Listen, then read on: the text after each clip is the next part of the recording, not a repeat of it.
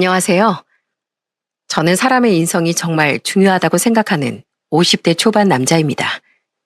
만약에 여러분은 인성이 나쁜 사람이 내 사랑하는 가족을 건드린다면 어떻게 하실 건가요? 저는 이번에 그런 쓰레기 같은 인간한테 제가 할 수 있는 속 시원한 복수를 해줬답니다. 이제부터 그 이야기를 한번 해보려고 하니 잘 들어주셨으면 좋겠습니다. 저는 평범한 가정에서 자라 대학을 졸업한 후에 직장에 취업하게 되었어요. 그러다가 30대 초중반에 만난 여자랑 결혼을 하게 되었습니다. 아내는 성격도 밝고 활발한 사람이었어요. 그래서 그런지 결혼 초반엔 아내 덕분에 에너지도 더 생기는 것 같고 정말 좋았답니다. 아내는 저보다 출근을 좀 늦게 했는데 제가 출근할 때마다 항상 저의 옷 매무새를 가다듬어주는 사람이었어요. 여보, 넥타이가 이게 뭐야? 삐뚤어지지 않게 예쁘게 잘 매고 가야지. 역시 당신은 내 손길이 필요한 사람이라니까. 여보, 오늘도 열심히 일하고 파이팅해. 우리 여보 최고. 그런 아내와 결혼 1년 만에 아이가 생겼을 땐 정말 세상을 다 가진 듯이 행복했습니다. 아내도 얼마나 기뻤는지 제자리에서 펄쩍펄쩍 뛰더라고요. 여보, 내 뱃속에 우리 아이가 들어있대. 나도 이제 엄마가 되는 거야. 아유, 그렇다고 이렇게 막 뛰면 어떡해. 임신 초기인데 조심해야지. 여보, 나 지금 너무 행복해. 내가 아빠가 된다는 사실이 믿어지지 않아. 저는 아내가 임신한 그 이후부터 회사에서 일하는 게 전혀 힘들게 느껴지지 않을 정도로 행복했어요. 아내도 뱃속에 있는 아이한테 애정이 워낙 컸는지 태교에 집중하겠다며 임신하자마자 회사를 그만뒀습니다. 그런데 하루는 아내가 퇴근하고 집에 온 저한테 이러더라고요. 여보, 원래 태교할 땐 예쁜 것만 듣고 예쁜 것만 봐야 된대. 그래서 말인데 내 목에 반짝이는 거 딱 하나만 있으면 좋겠다. 그럼 거울 볼 때마다 예쁜 거 볼 수 있잖아. 저는 애교 있게 그렇게 말하는 아내가 귀여워서 갖고 싶어 하던 목걸이를 사줬습니다. 솔직히 내 아이를 임신한 아내한테 그 정도도 못 해주겠습니까? 그 이후에도 아내는 태교를 핑계로 이거 사달라 저거 사달라 했는데 그때까진 아내가 해달라는 건 최대한 해주려고 했습니다. 그런데 아내는 아들을 낳고 나서부터 점점 이상해지더군요. 임신 기간 동안 집에서 쉬느라 답답했으니 이제는 자유를 만끽하고 싶다고 하는 거예요. 저희 아들을 근처에 사시던 저희 어머니한테 맡기고 맨날 술 마시러 나갔습니다. 한 번은 야근하고 집에 늦게 들어간 적이 있었는데 아내가 술에 취한 채 혼자 집에 들어가는 거예요. 여보, 우리 서준이는? 설마 또 우리 어머니한테 맡긴 거야? 그럼 집에 올 때 데리고 들어왔어야지. 아니면 나한테라도 얘기를 하던가. 하루 정도 어머님 집에서 재우면 좀 덧나? 밤마다 서준이 우는 소리 때문에 너무 스트레스 받는단 말이야. 아내는 애도 잘 보지 않고 맨날 술 마시고 놀러 다니기 바빴어요. 그 생활이 길어지니까 너무 화가 나서 아내한테 한마디 했습니다. 당신 해도 너무하는 거 아니야? 임신했을 때 답답했다고 해서 한동안 놀러 다니는 거 그냥 냅뒀더니 이젠 그냥 당신 마음대로 행동하는 거야? 그래도 당신이 우리 서준이 엄마인데 직장을 안 다닐 거면 서준이라도 봐야 될 거 아니야? 제가 크게 뭐라고 하자 아내는 그때부터 애를 보긴 보더라고요. 하지만 집에 오면 맨날 저희 애 놀고 있고 집안은 난장판이었어요. 제가 뭐라고 한마디라도 하면 자긴 할 수 있는 만큼 최대한 하고 있다며 저한테 짜증을 내더라고요. 그러다가 아내가 둘째를 임신하게 됐는데 그때부턴 더 많은 걸 요구하기 시작했습니다.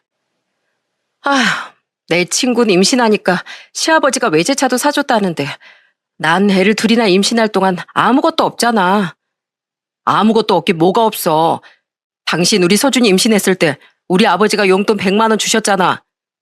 겨우 그 100만 원 가지고 누구 코에 붙여? 그 돈으론 가방 하나도 못 사거든?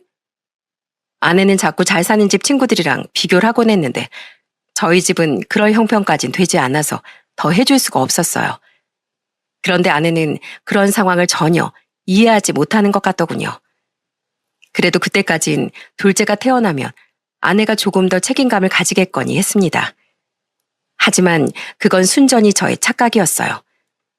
아내는 둘째 아들 낳고 난 후 완전히 망나니가 되어버렸거든요. 당신 도대체 애 엄마 맞아? 무슨 술을 그렇게 마셔? 내가 무슨 맥주 한두 잔 가볍게 마시는 거 가지고 뭐라 한 적 있어? 마셔도 적당히 마셔야 될 거 아니야. 세상에 길바닥에 쓰러져서 자다가 경찰한테 연락 온 적이 한두 번이냐고. 참나. 아니 살다 보면 그럴 수도 있지 뭘 그래. 그럼 내가 스트레스 푸는 방법이 술 먹는 것뿐인데 술 못 마시면 난 스트레스를 어떻게 풀라고. 당신이 스트레스 받을 일이 뭐가 있어. 우리 애들도 우리 어머니가 다 봐주시고 집안일도 뭐 하나 제대로 하는 것도 없는데 하는 거라곤 맨날 밖에 나가서 술 먹고 노는 거밖에 없는데 도대체 스트레스 받을 일이 뭐가 있냐고. 하지만 아내는 제가 아무리 말해봤자 귀등으로도 안 듣더군요. 결혼 전엔 이런 사람인 걸 전혀 몰랐는데 그동안 이런 본 모습을 숨기고 살았다고 생각하니까 너무 어이가 없었습니다. 게다가 아내는 생활비 통장에서 마음대로 돈을 꺼내서 옷 사고 가방 사고 머리 하느라 아주 난리도 아니었어요. 결국에 제가 생활비 통장을 못 쓰게 막았더니 어떻게 한 줄 아시나요?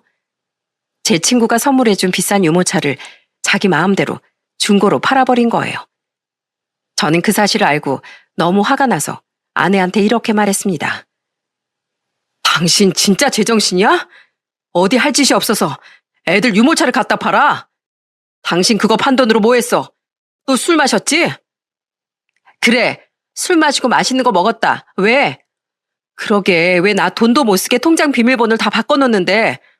아니면 당신이 나 용돈으로 쓰라고 카드라도 한 장 주던가. 쓸 돈이 없으니까 내가 그런 거라도 팔아서 돈을 마련해야 되지 않겠어? 뭐라고? 당신 진짜 미쳤구나. 그렇게 돈이 쓰고 싶으면 나가서 직장을 다녀. 돈 한 푼 안 벌고 애도 안 보면서 뭘 그렇게 많은 걸 바래?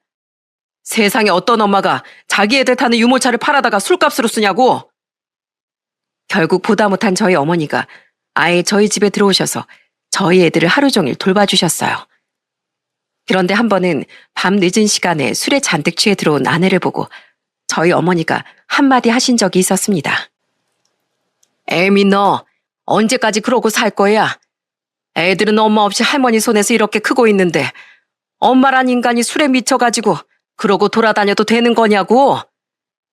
그러자 아내는 술주정을 부리며 반말로 이러더라고요. 아줌마가 뭔데 상관이야. 애 낳아줬으면 장땡이지. 키우는 것까진 내 알 바 아니거든. 애 둘 낳는 동안 나한테 뭐 해준 것도 아무것도 없는 주제에. 저는 그 모습을 보고 너무 화가 나서 아내에게 이렇게 소리쳤습니다. 당신 지금 우리 어머니한테 그게 무슨 막말이야? 애 낳아줬으면 장땡이라고? 당신 이러려고 나랑 결혼했어? 애 둘 낳아주고 돈 펑펑 쓰면서 마음대로 살려고 나랑 결혼한 거냐고. 그래, 그러려고 결혼했다. 그럼 뭐 어쩔 건데? 어차피 애가 둘이나 있는 이상 당신은 나 못 버려. 나한테 아주 단단히 코 낀 거라고. 난 계속 이렇게 살 거니까 당신이 내 인생 책임져야 돼. 그 순간 저는 이성의 끈이 끊어지는 느낌을 받았습니다. 이런 인간관 더 이상 같이 살 수 없다는 결론을 내리고 말았어요. 뭐라고? 내가 코 낀 거라고? 헛소리 하지 마. 어차피 당신 지금도 우리 애들한테 관심도 없잖아. 어차피 엄마 역할도 안 하는데 내가 애들 때문에 당신이랑 이혼 못할 거라고 생각해? 우리 애들한텐 당신 같은 엄마 없는 게 100배는 더 나아. 그러니까 더 이상 우리 가족한테 민폐 끼치지 말고 나랑 이혼해. 당장 나랑 갈라서자고. 그러자 옆에 있던 저희 어머니도 저한테 이러시더군요. 그래, 나도 저런 며느린 필요 없다. 현동아, 애들은 내가 키워줄 테니까 애미랑은 이혼해라. 나도 더 이상은 네가 저런 애 때문에 고생하는 거 더 보고 있을 수가 없구나. 그렇게 저는 38살에 아내와 이혼하고 갈라서게 되었습니다. 아내는 재산에 기여한 바가 없어 거의 빈몸으로 쫓겨났어요.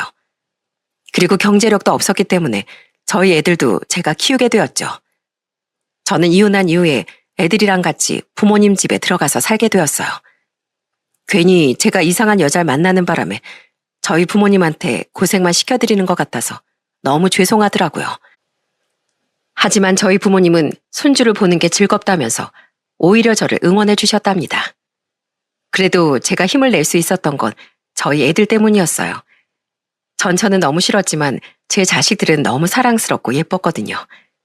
저는 당시 4살, 2살이었던 아이들에게 동화책을 읽어주는 시간이 정말 행복했답니다. 아빠, 동화책 읽어주세요. 오늘은 아기 돼지 삼형제 읽을래요. 자, 그럼 얼른 책 가져와서 아빠 무릎에 앉아봐. 아빠가 재미나게 읽어줄게. 저희 애들은 그렇게 제가 읽어주는 동화책 내용을 듣다가 졸리다며 눈을 비비곤 했어요. 저는 제 아이들을 지키기 위해서라도 더 열심히 일해야겠다는 생각이 들었습니다. 그러다가 저는 40대 초반에 직장을 그만두고 회사를 직접 차리게 되었어요. 월급쟁이로 사는 것엔 한계가 있으니 애들을 위해서라도 더 성공해야겠다는 마음이 들었거든요. 하지만 역시 사업이라는 게 쉽지만은 않더군요. 처음엔 자금난에도 시달리고 정말 힘들었습니다. 제가 자꾸 집에서 우울한 표정으로 한숨을 쉬니까 저희 어머니가 저한테 이러시더군요. 현동아, 너 왜 그러니? 요즘에 일이 잘 안 풀리니? 아, 그게 얼른 자리 잡아서 우리 애들한테 자랑스러운 아빠가 되고 싶은데 사업이라는 게 생각보다 더 힘드네요. 현동아, 물론 지금은 힘들겠지만 열심히 하다 보면 언젠간 빛을 보게 되는 거란다. 사업이라는 게 그렇게 금방 성공할 수 있는 거면 너도 나도 다 하지 않았겠니? 넌 지금 충분히 잘하고 있으니까 언젠간 성공한다는 마음가짐으로 꾸준히 해보렴. 우리가 네 뒤에서 항상 응원하고 도와주마. 저는 어머니가 그렇게 말씀해 주셔서 정말 많은 힘을 얻게 되었습니다. 그리고 어머니 말대로 언젠간 꼭 성공한다는 생각으로 열심히 회사를 이끌어 나갔어요. 그러다 보니 점점 상황도 나아지고 직원들도 늘어나면서 사업을 시작한 지 5년 정도 되니까 어느 정도 자리를 잡게 되었습니다. 이제는 그래도 저희 애들을 부족하지 않게 키울 수 있을 정도는 되었어요. 저는 그제야 떳떳한 아빠가 된 것 같아서 너무 기분이 좋더군요. 그래서 항상 애들만 생각하며 열심히 일을 하고 있었는데 한 번은 친한 거래처 사장님께서 저한테 이런 말씀을 하시는 겁니다. 김 사장님, 아직 나이도 젊은데 언제까지 혼자 있을 겁니까? 나중에 애들 다 장가가고 나면 외로워서 안 돼요. 1살이라도 젊을 때 평생을 같이 할 짝을 얼른 만나야죠. 나 아는 사람 딸 중에 진짜 괜찮은 아가씨가 하나 있는데 내가 중매 한번 서줄 테니까 한번 만나봐요. 내가 웬만해선 중매 같은 거 안 서는데 김 사장님이 워낙 좋은 분이라 내가 소개시켜주고 싶어서 그래요. 저는 처음엔 거래처 사장님의 제안을 거절했어요. 상대방이 초혼이라길래 저 같은 남자는 만나고 싶어 하지 않을 것 같았거든요. 그런데도 계속 거래처 사장님이 만나보라고 하시길래 결국 그 여자분을 만나게 되었습니다. 그렇게 만나게 된 여자가 바로 지금의 제 아내였어요. 아내는 저보다 7살이 어린 직장인이었습니다. 처음 만났는데 환하게 웃는 걸 보고 조금 걱정이 되더라고요. 저기요, 은혜 씨. 사실 저 이혼남에 애도 2이나 있습니다. 혹시 모르고 나오신 거면 지금이라도 아셔야 될 것 같아서요. 솔직히 은혜 씨는 초혼이신데 저 같은 남자 만나기엔 좀 아깝잖아요. 네? 아깝게 뭐가 아까워요? 그리고 저 현동 씨한테 애 있는 거 다 알고 나왔어요. 그런데 그게 뭐 어때서요?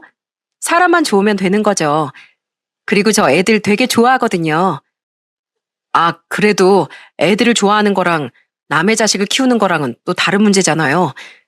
은혜 씨가 만약에 저랑 잘 된다면 굉장히 큰 부담이실 수도 있는데 정말 괜찮으시겠어요? 남의 자식이라고 생각하면 남의 자식이지만 가슴으로 품으면 제 자식이 될 수도 있는 거 아닌가요? 요즘엔 입양 가족도 많고 애 있는 상태로 재혼하는 가정도 많은데 그게 그렇게 큰 문제가 될 거라고는 생각하지 않아요. 그나저나 저 애들 얼굴 궁금한데 한번 봐도 돼요? 사진 찍어 놓은 거 없으세요? 저는 그 말에 휴대폰에 있던 저희 애들 사진을 아내에게 보여줬습니다. 그러자 아내는 밝게 웃으며 이렇게 말하더라고요. 우와, 애들이 아빠를 닮아서 그런지 인상이 너무 좋네요. 똑 부러지게 생긴 게 공부도 엄청 잘하겠어요. 아내는 제가 이혼남에 애가 2이나 있는데도 전혀 거리낌 없이 저를 대하더라고요. 게다가 저희 애들한테도 관심을 가져주는 게 너무 좋았어요. 그렇게 저는 아내와 정식으로 만나게 되었습니다. 아내는 전처와는 달리 정말 한없이 마음이 넓고 착한 사람이었어요. 한 번은 아내랑 만났는데 집에 가기 전에 저보고 마트를 들르자고 하는 거예요. 그래서 마트에 갔는데 카트에 과자랑 간식들을 막 담기 시작하더군요. 오빠, 오빠네 애들 초등학생이니까 이런 거 좋아하지? 어떤 과자를 좋아하는지 몰라서 내가 맛있어 보이는 걸로 담긴 했는데 애들이 잘 먹어줬으면 좋겠다. 이거 오늘 애들 갖다 주고 혹시 애들이 잘 안 먹는 거 있으면 나한테 좀 알려줘. 내가 공부 좀 하게. 저는 그날 아내가 사준 간식들을 집에 들고 가 저희 애들에게 주면서 이렇게 얘기했어요. 얘들아, 오늘 아빠가 친구를 만나고 왔는데 아빠 친구가 너희한테 이렇게 간식을 많이 사주셨어. 어때? 마음에 들어? 먹어보고 맛있는지 맛없는지 아빠한테 다 얘기해줘야 돼. 알았지? 그렇게 저희 애들한테 아빠 친구라는 존재를 처음으로 알린 후 그 다음번엔 아내랑 같이 애들을 만나게 되었어요. 아내가 저희 애들한테 햄버거도 사주고 피자도 사주면서 정말 잘해주더라고요. 애들이 맛있게 먹는 모습을 흐뭇한 표정으로 바라보고 있는 아내를 보면서 정말 고맙다는 생각이 들었습니다. 그러다가 한 번은 아내가 저한테 애들을 데리고 놀이공원을 가자고 하더라고요. 애들도 좋다고 하길래 다 같이 놀이공원으로 향했습니다. 애들은 저희 아내랑 몇 번 봐서 그런지 아내를 잘 따르더라고요. 이모, 우리 솜사탕 사 먹어요. 솜사탕? 그래, 좋아. 무슨 색으로 사줄까? 하늘색 아니면 핑크색? 솜사탕 말고 다른 거 먹고 싶은 건 또 없어? 추러스는 어때? 슬러시는? 우와, 그거 다 사주시게요? 역시 이모 최고. 이모, 우리 솜사탕 먹고 나서 저기 있는 놀이기구 타러 가요. 우리 아빠는 그런 거 잘 못 타서 재미없단 말이에요. 놀이기구 좋지. 대신 너희 그거 타고 무섭다고 울면 안 된다. 울면 아줌마가 엉덩이에 뿔 난다고 놀릴 거야. 그날 하루 종일 저희 애들하고 얼마나 재밌게 놀았는지 모릅니다. 그런데 다 놀고 집에 가려던 그때 갑자기 저희 큰아들이 저희 아내한테 이러는 거예요. 근데 이모, 사실 우리 아빠 친구 아니고 여자친구죠? 저 다 알고 있어요. 뭐라고? 여자친구 맞잖아요. 저도 알 건 다 아는 나이거든요. 이모랑 우리 아빠랑 서로 엄청 다정하게 쳐다보는 거 내가 다 봤어요. 그리고 그냥 친구가 아니라 여자친구니까 저희한테 이렇게 잘해주시는 거잖아요. 그러자 옆에 있던 저희 둘째 아들도 이러더군요. 뭐야, 진짜로 이모가 우리 아빠 여자친구예요? 그럼 이모가 우리 엄마가 될 수도 있는 거네요? 우와, 신난다. 저 아내는 애들의 말을 듣고 정말 깜짝 놀라고 말았습니다. 애들이 받아들이지 못할까봐 천천히 얘기할 생각이었는데 오히려 저희 애들이 먼저 눈치를 채고 좋아하더라고요. 아내도 애들이 설레발을 치고 좋아하는 모습을 보고 눈물을 글썽이며 기뻐하더군요. 그 이후 아내와 저희 애들은 빠르게 가까워졌습니다. 아내가 저희 집에 자주 놀러 오면서 애들이랑 시간을 더 많이 보내게 되었어요. 그러다가 결혼 허락을 받기 위해 예비 처가에 인사를 드리러 가게 되었습니다. 저는 솔직히 아내한테 미안한 마음이 컸어요. 아내는 초혼인데 저는 재혼에다가 애가 둘이나 있어서 솔직히 제가 많이 모자란 조건이었잖아요. 그런데 예비 장인 장모님께서 정말 편견 없이 저를 받아주시더군요. 예비 장모님께서는 인자하게 웃으시며 저한테 이렇게 말씀하셨어요. 자네, 우리 은혜한테 얘기 많이 들었네. 솔직히 처음엔 은혜가 애 딸린 이혼남을 만난다고 해서 우리도 많이 놀랐어. 그런데 우리 은혜가 선택한 남자니까 충분히 믿을 만한 사람이라고 생각하네. 그리고 자네 애들도 우리 은혜를 그렇게 좋아한다며? 서로 좋아하고 의지하면 그게 바로 가족인 거지. 난 우리 은혜가 행복하면 그걸로 족하네. 그러니까 우리 은혜랑 싸우지 말고 서로 사이좋게 지내게. 감사합니다, 장모님. 저 은혜 눈에 절대 눈물 안 흘리게 하겠다고 약속하겠습니다. 절 받아주셔서 정말 감사합니다. 그렇게 저는 아내와 재혼을 하게 되었습니다. 결혼식 때 웨딩드레스를 입은 아내의 모습이 너무 아름다워서 눈을 떼기가 힘들었어요. 그 착한 마음씨 때문인지 마치 천사를 보는 것만 같았습니다. 아내는 결혼 후에도 저희 집에 정말 잘했어요. 저희 부모님도 마음씨가 넓은 아내를 무척이나 좋아하셨고요. 아내와 함께 부모님 댁에 갈 때마다 저희 어머니가 두 팔 벌려 환영해 주셨습니다. 아이고, 우리 보물 왔네, 보물 왔어. 배고프지? 얼른 들어와서 밥 먹어. 어머님, 벌써 밥을 다 차려놓으셨어요? 제가 좀 도우려고 일부러 더 일찍 왔는데. 네가 그럴 줄 알고 내가 더 일찍 준비해놨지. 우리 집에 정말 귀중한 보물인데 내가 귀한 손에 물 묻히며 쓰나. 게다가 아내는 저희 애들과도 여전히 잘 지냈습니다. 저희 애들도 아내를 금방 엄마라고 부르며 엄청 잘 따랐어요. 얘들아, 오늘 엄마랑 같이 요리 교실 할까? 오늘의 메뉴는 수제비. 어때, 수제비? 우리 같이 밀가루 반죽부터 해보자. 우와, 진짜 재밌겠다. 엄마, 저 그럼 야채 써는 것도 해보면 안 돼요? 나도 연습 많이 해서 엄마처럼 칼질 잘하고 싶단 말이에요. 저희 부모님 말씀대로 제 아내는 저희 가족의 보물이나 마찬가지였어요. 그동안 제가 그래도 애들한테 최대한 해준다고 해줬는데 그래도 아빠가 해주는 거랑 엄마가 해주는 건 다르더라고요. 왜 애들한테는 엄마가 필요하다고 하는 건지 그때 깨닫게 되었습니다. 그렇게 아내와 행복한 결혼 생활을 한 지도 2년 가까이 되던 어느 날 아내가 저한테 이러더라고요. 여보, 나 원래 나가던 동창 모임 있는 거 알지? 이번 주에 또 모이기로 했는데 당신도 같이 가자. 결혼한 애들은 남편도 데려오는 모임이라서 나도 당신 데려가고 싶단 말이야.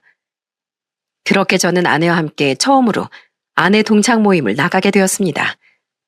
학교 동창회처럼 큰 모임은 아니었고 친한 동창 한 5명 정도 모이는 모임이었어요. 저는 아무래도 나이가 좀 있다 보니 젊어 보이고 싶은 마음에 청바지에 티셔츠를 입고 아내와 함께 모임 장소로 향했습니다.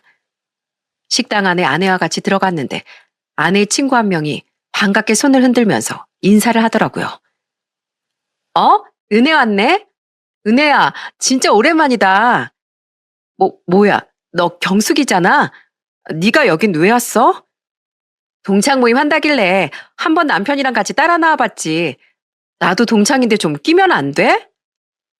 그 친구는 웃으면서 얘기했지만 제 아내의 표정은 좋지 않았어요. 애초에 그 친구의 얼굴을 봤을 때부터 깜짝 놀라는 게 좀 이상하더라고요. 그런데 자리에 앉아 그 친구 부부의 행동을 보니 참 꼴사납더군요. 여러분, 원래 진짜 있는 사람들은 잘난 척 안 하는 거 아시죠? 그런데 그 부부는 테이블 위에 외제차 차키를 떡하니 올려놨더라고요. 일부러 잘 보이게 자랑하는 것 같았죠. 게다가 온몸엔 명품을 휘감고 있었습니다. 그러자 아내 친구 중 한 명이 그 경숙이라는 사람한테 이렇게 묻더군요. 경숙아, 너 지금 걸치고 있는 거 다 명품 아니야? 그동안 소식도 잘 모르고 살았는데 너 꽤 잘 나가나 보다? 당연하지. 우리 남편이 사업하는데 진짜 잘 나가거든. 돈을 어찌나 잘 버는지 써도 끝이 없다니까. 내가 명품 질린다고 해도 어찌나 계속 사주는지. 지금 내 머리부터 발끝까지 다 우리 남편이 해준 거야. 너네 이게 얼마짜린 줄 알아? 지금 내가 입고 있는 이 원피스만 해도 300만 원짜리야. 그리고 내가 신고 온 이 굿은 얼만 줄 아니? 너넨 내가 금액 말하면 아주 깜짝 놀랄 거다. 세상에 저는 돈 자랑을 저렇게 대놓고 하는 사람은 처음 봤습니다. 그런데 뭐 자랑이야 할 수도 있지만 그것보단 다른 문제가 있더라고요. 그 경숙이란 친구가 저를 위아래로 훑어보더니 갑자기 이러는 거예요. 안녕하세요. 예전에 한번 이혼하시고 은혜랑 재혼한 거라면서요? 이혼남이 초혼인 여자랑 결혼하기가 쉽지 않았을 텐데. 그나저나 은혜야, 내가 재작년에 너 결혼할 때 바빠서 못 갔어. 미안하다 얘. 아니야, 괜찮아. 마음만 받을게. 그런데 너희 남편이랑 너랑 몇 살 차이라고 그랬지? 7살 차이라고 했나? 아우, 얘 7살이 아니라 17살 차이 나는 거 아니야? 저기요, 은혜 남편분. 이름이 뭐라고 했죠? 저는 김현동입니다. 현동 씨, 우리 은혜랑 같이 다니려면 머리 좀 심으셔야겠어요. 누가 보면 부부 사이가 아니라 삼촌이랑 조카 사이인 줄 알겠어요. 뭐라고요? 아니, 솔직히 그렇잖아요. 남자 나이 들면 머리숱이 생명인데 그렇게 머리숱이 훤해서야 창피해서 어디 같이 다니겠어요? 저희 남편 좀 보세요. 머리가 아주 새카맣고 풍성하잖아요. 사실 제가 대머리는 아니지만 머리숱이 좀 없는 편이었는데 대놓고 그런 식으로 말하는 걸 보고 너무 어이가 없더군요. 그런데 그 친구는 계속해서 저를 자기 남편이랑 비교하면서 막말을 하더군요. 우리 남편은 옷걸이가 좋아서 머리보도 멋있잖아. 게다가 손도 커서 친구들 만나면 밥도 자기가 다 쏘는 사람이야. 아휴, 남자를 만나려면 내 남편 같은 사람을 만나야지. 안 그래, 은혜야? 너 아무래도 남자 보는 눈이 너무 낮은 거 아니냐? 그러자 옆에 있던 다른 친구들이 보다 못해 한마디 하더군요. 야, 이경수, 넌 무슨 말을 그렇게 해? 괜히 분위기 흐리지 말고 얼른 밥이나 먹어. 너 때문에 지금 은혜 표정 썩은 거 안 보여? 솔직히 무례한 그 행동 때문에 화가 났지만 처음 가는 동창 모임이기도 해서 분위기를 깨고 싶지 않은 마음에 그냥 참았습니다. 제 아내도 아무 말도 없이 그냥 밥만 먹더군요.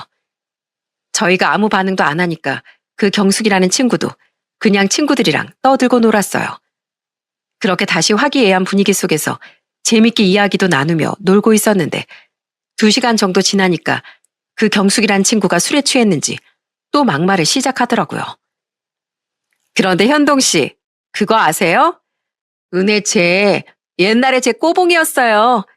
저 학창 시절에 연애 편지도 은혜가 대신 써주고 제 숙제도 대신해주고 그랬다니까요.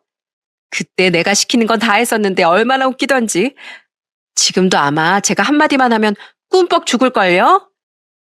그러자 옆에 있던 다른 친구가 한마디 하더군요. 야, 너 말이 너무 심한 거 아니야? 아까부터 왜 자꾸 은혜한테 시비야? 그리고 30년 전에 있었던 일을 왜 이제 와서 꺼내는 건데? 아니, 그것도 추억이잖아. 학창 시절의 소중한 추억을 현동 씨한테도 알려주고 싶어서 얘기한 건데 그게 뭐가 잘못됐어? 그게 무슨 추억이야? 네가 착한 은혜를 일방적으로 괴롭힌 거지. 은혜가 공부도 잘하고 인기도 많으니까 네가 질투해서 그런 거잖아. 그런 거 아니거든. 내가 은혜를 질투하긴 왜 질투해? 맞잖아. 은혜가 연애편지 대신 써준 그 남자애도 사실 너 말고 은혜를 좋아하고 있었잖아. 그래서 그 남자애가 너 뻥 차버린 거 기억도 안 나? 에이씨, 아니라니까. 내가 저런 가난한 애를 왜 질투해? 은혜 쟤네 집이 엄청 가난해서 쟤네 엄마가 우리 엄마 종이었잖아, 종. 야, 너 무슨 말을 그렇게 해? 아무리 그래도 부모까지 들먹이는 거 너무한 거 아니야? 내가 뭐 틀린 말 했어? 우리 엄마가 쟤네 엄마한테 월급 줬으니까 뭐 종이나 마찬가지 아니야? 그런데 그때였어요. 참다 폭발한 저희 아내가 앞에 있던 맥주잔을 들어 그 친구의 얼굴에 확 뿌려버렸습니다. 그 친구는 깜짝 놀라 소리를 지르더군요. 어, 이게 뭐야? 너 지금 나한테 뭐 뿌린 거야? 맥주 뿌렸다, 왜? 하도 제정신 아닌 것 같길래 정신 좀 차리라고 뿌렸다. 그나저나 3살 버릇 여든 간다더니 넌 아직도 그 못된 성깔 못 버렸냐? 너 이제 어린애 아니야. 40대 아줌마라고. 나이 먹었으면 제발 철 좀 들어라. 넌 언제까지 그따위로 살래? 뭐라고? 너 지금 나랑 해보자는 거야? 내 말 한마디에 꼼짝도 못하던 꼬봉 주제. 너 당장 나와. 어디 나랑 한판 붙어보자고. 붙기 뭘 붙어. 너 같은 애하고는 상대하고 싶지도 않아. 남들은 나이 먹으면서 점점 성숙해져 가는데 넌 어째 오히려 어릴 때보다 더 무식하고 천박해졌잖아. 뭐? 무식하고 천박해? 너 말 다 했어? 그런데 그때 옆에 있던 그 친구의 남편이 벌떡 일어나더니 제 아내한테 삿대질까지 하면서 소리를 치더군요. 이보세요. 지금 내 아내한테 뭐 하는 짓입니까? 학창 시절에 우리 와이프 꼬봉이었다면서 나이 먹으니까 눈에 뵈는 게 없어요? 그 남편까지 일어나서 쌍으로 제 아내를 공격해대는데 제가 가만히 있을 수 있겠습니까? 저도 너무 화가 나서 자리에서 벌떡 일어났습니다. 그런데 일어나 보니 그 남자가 저보다 머리 하나는 작더라고요. 제 키는 183이었는데 그 사람은 한 165 정도밖에 안 되는 것 같았어요. 저는 아래쪽으로 내려다보면서 이렇게 얘기했습니다. 이봐요. 그쪽이야말로 내 아내한테 막말하지 말고 조용히 자리에 앉으시죠. 당장 자리에 앉으라고요. 그런데 그 남편은 제 덩치를 보고 쫄았는지 갑자기 당황해서는 기어 들어가는 목소리로 이러더군요. 앉으면 되잖아요. 앉을게요. 아유, 앉습니다. 네. 그러자 이번엔 옆에 있던 아내의 다른 친구들이 한마디씩 하더군요. 아휴, 도대체 경숙이 쟨 누가 부른 거야? 우리끼리 원래 모이던 멤버가 있는데 왜 쓸데없이 쟤를 부른 거냐고. 미안해, 내가 불렀어. 경숙이가 나보고 하도 우리 모임에 나오게 해달라고 조르길래 한 번 데리고 왔는데 이런 식으로 깽판 칠 줄은 몰랐지. 야, 이경수, 너 이러려고 나한테 우리 모임 나오게 해달라고 졸랐니? 너 다음부턴 절대로 우리 모임에 낄 생각하지 마. 너 때문에 괜히 좋은 날 분위기만 다 망가졌잖아. 아휴, 얘들아, 우리 그냥 나중에 시간 맞춰서 다시 모이자. 경숙이는 빼고. 결국 그날은 그렇게 모임이 파괴되었습니다. 대리를 불러서 아내랑 같이 집에 가는데 아내는 창문만 바라보며 아무 말도 하지 않더라고요. 저는 너무 속상한 마음에 아내한테 이렇게 물었어요. 여보, 도대체 그 경숙이란 친구는 왜 그렇게 당신을 못 잡아먹어서 안달인 거야? 학창시절에 당신을 그렇게 괴롭혔다는 게 사실이야? 그러자 아내는 여태까지 제가 몰랐던 학창시절의 일들을 얘기해주기 시작하더군요. 아내는 시골에 살면서 경숙이라는 친구와 윗집 아랫집에 살았다고 하더라고요. 아내의 집은 엄청 가난했는데 그 친구의 집은 정반대였답니다. 경숙이네 아버지는 읍장이었고 마을에서도 입김이 센 사람이었대요. 게다가 경숙이네 어머니는 큰 마트를 운영하셨다고 합니다. 그런데 하필이면 장모님이 그 마트에서 일하는 직원이었던 거예요. 그런데 그 사실을 알게 된 경숙이라는 친구가 그때부터 학교에서 제 아내를 괴롭히기 시작했답니다. 자기 엄마가 저희 장모님이 일하는 마트의 사장이라는 점을 이용해 갑질을 하기 시작한 거죠.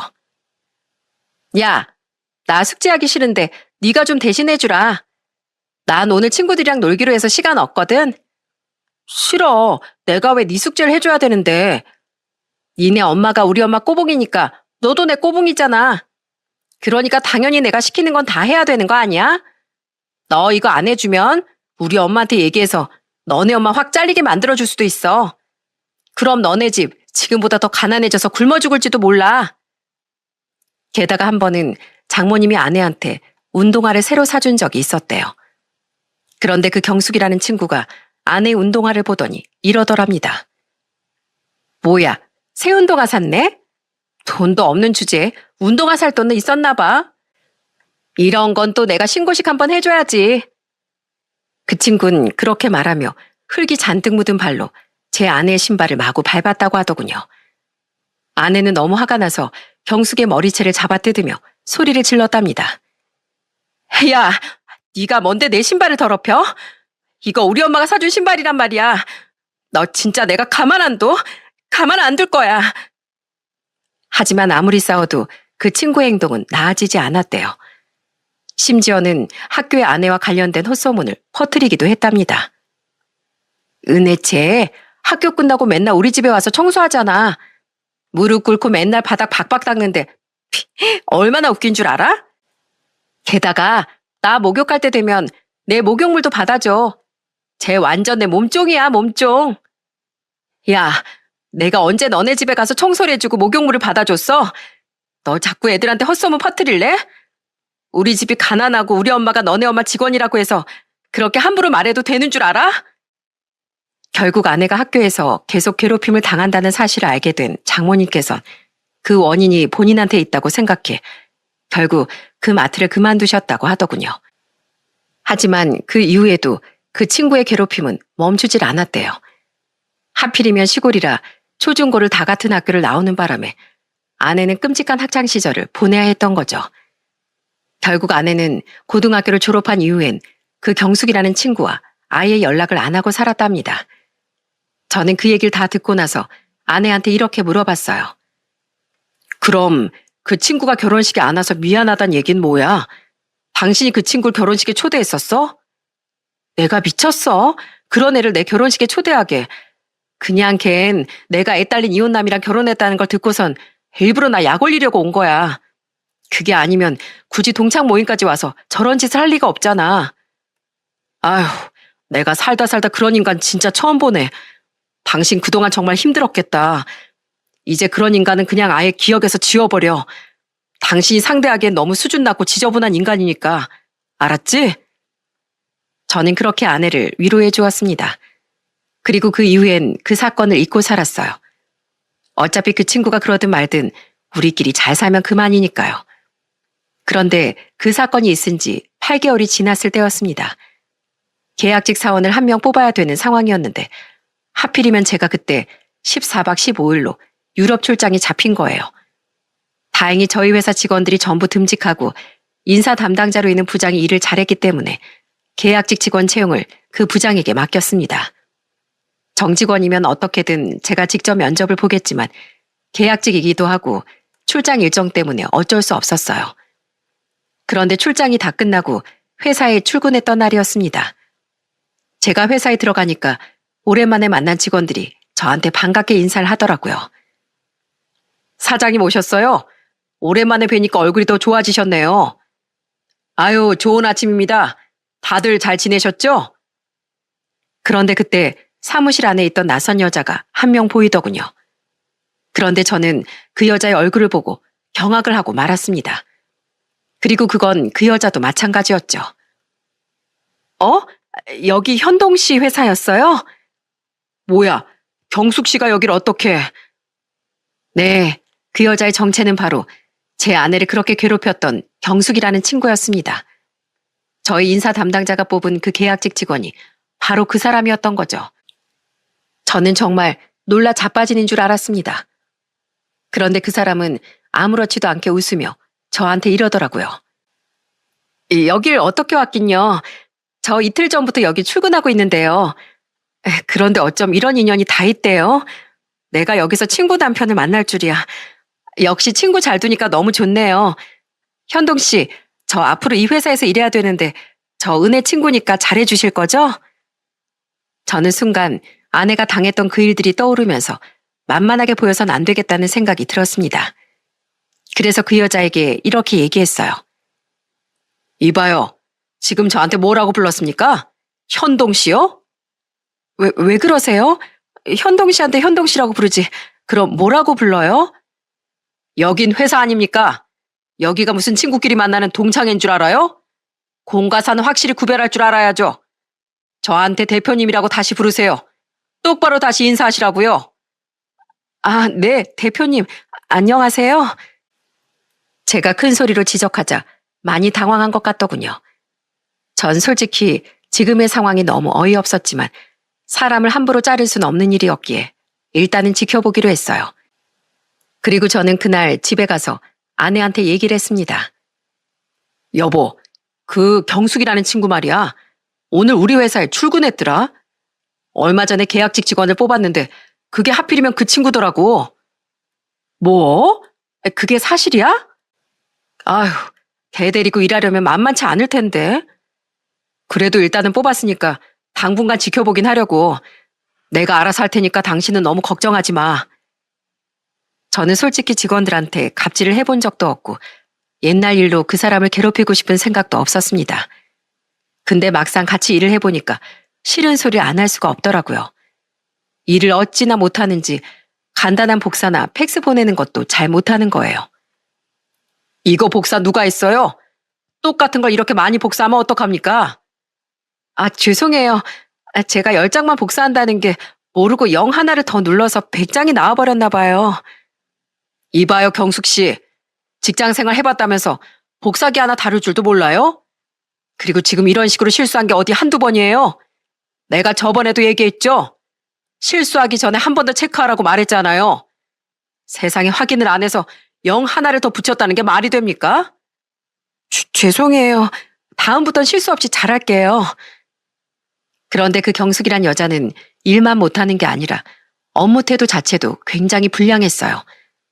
다들 열심히 일하고 있는 시간에 혼자 구석에서 깔깔거리며 떠들고 있는 겁니다. 제가 가까이 다가가 보니 일은 안 하고 화장을 고치면서 친구랑 전화 통화를 하고 있더라고요. 경숙 씨, 지금 여기가 학교입니까? 아니면 놀이터입니까? 일하러 와서 지금 뭐 하는 거예요? 아니, 친구한테 갑자기 전화가 와서요. 친구한테 전화가 왔으면 나가서 잠깐 통화하고 오던지 아니면 나중에 퇴근하고 통화하면 되는 거 아닙니까? 지금 경숙 씨 빼고 다른 사람들 다 열심히 일하고 있는 거 안 보여요? 사무실 안에서 그렇게 시끄럽게 통화하면 다른 사람들한테 방해될 거라는 생각은 안 해요? 게다가 그 여자가 저희 회사에서 일하고 나서부터 점심만 먹고 오면 사무실 안에 코 고는 소리가 쩌렁쩌렁 울리기 시작했습니다. 이보세요, 경숙 씨. 여기가 경숙 씨네 집 안방이에요? 지금 몇 시인지 시계를 한번 보세요. 벌써 점심시간이 끝났네.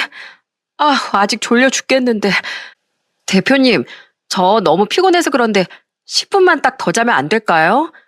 딱 10분만 더 자면 머리가 개운해질 것 같은데. 뭐라고요? 지금 나랑 장난합니까? 여기가 경숙 씨 낮잠 자는 곳인 줄 알아요? 내가 점심시간 때 엎드려서 자는 것까지 뭐라고 안 하겠는데 업무 시간은 지킬 줄 알아야죠. 여긴 일하는 곳입니다. 집이 아니라 회사라고요. 심지어 그 여잔 배려심도 없는지 개념 없는 짓까지 하더군요. 제가 직원들 먹으라고 과자도 많이 사놓고 탕비실 냉장고에 아이스크림도 가득 채워놨었는데 며칠 지나지 않아 그 간식들이 다 없어져 버린 거예요. 저희 회사는 개인별로 쓰레기통이 다 있었는데 세상에 그 여자가 쓰는 쓰레기통에 다 먹은 간식 봉지가 가득 차 있더라고요. 이봐요, 경숙 씨. 탕비실에 있는 간식들 경숙 씨가 다 먹었습니까? 경숙 씨 쓰레기통에 간식 봉지가 한가득 있던데요. 대표님이 딱 제가 좋아하는 간식들로만 사다 주셨길래 제가 좀 많이 먹었죠. 어쩜 그렇게 제 취향을 잘 아세요? 이보세요. 제가 그 간식을 경숙 씨 혼자 다 먹으라고 사다 둔 줄 알아요? 회사에서 공동생활하는데 다 같이 먹는 간식을 혼자 다 그렇게 먹어버리면 어떡합니까? 경숙 씨 때문에 다른 직원들은 하나도 못 먹는 거잖아요. 자꾸 이런 식으로 이기적으로 행동할 겁니까? 저는 살다 이렇게까지 개념 없는 직원은 정말 처음 봤습니다. 그뿐만 아니라 일을 시키면 하기 싫다고 징징거리고 조금이라도 일이 많으면 칼퇴 못한다면서 짜증을 내더라고요.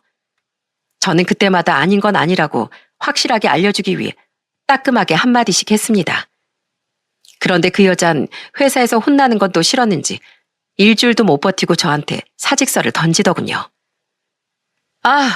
저 기분 나빠서 여기 못 다니겠어요.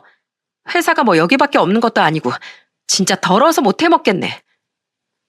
그렇게 그 여잔 제 발로 회사를 그만두게 되었습니다. 저희 인사 담당자는 저런 사람을 뽑아서 죄송하다고 저한테 사과를 하더군요. 면접 땐 말하는 것도 멀쩡했고 아는 것도 많아 보였대요. 게다가 열심히 일하겠다고 큰 소리로 얘기하길래 엄청 열정이 많은 사람인 줄 알았답니다. 그런데 아무리 인사 담당자라고 해도 사람이 작정하고 속이는데 어떻게 그걸 다 알아볼 수 있겠어요? 그래서 저는 인사 담당자에게 괜찮으니까 너무 마음 쓰지 말라고 했습니다. 그리고 그날 저는 집에 가서 아내에게 여태까지 있었던 일을 모두 다 얘기해 줬어요. 그러자 아내는 웃음을 빵빵 터뜨리면서 이렇게 말하더라고요. 야, 이경숙 걔 진짜 웃긴다. 나도 회사 생활 꽤 오래 했지만 그런 인간은 처음 보네. 학교 다닐 때도 그렇게 개념이 없었는데 어쩜 아직까지 그럴 수가 있지? 아니, 오히려 학교 다닐 때보다 더 심한 것 같아.